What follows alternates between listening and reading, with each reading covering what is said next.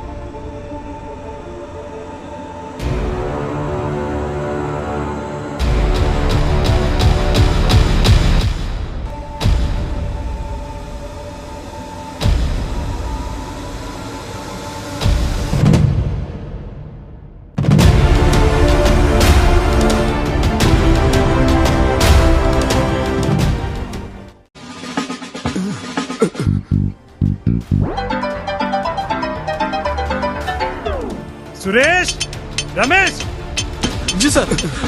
एक काम ढंग से नहीं होता, ऊपर से काम का प्रेशर है। फैन चालू करो। जी सर। जी सर।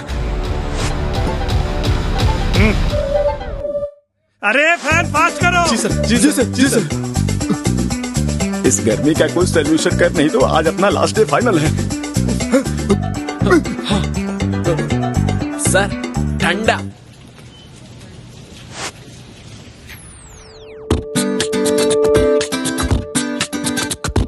आज का काम खत्म, तुम दोनों को छुट्टी। यस। यस नहीं, यस सॉफ्ट ड्रिंक्स।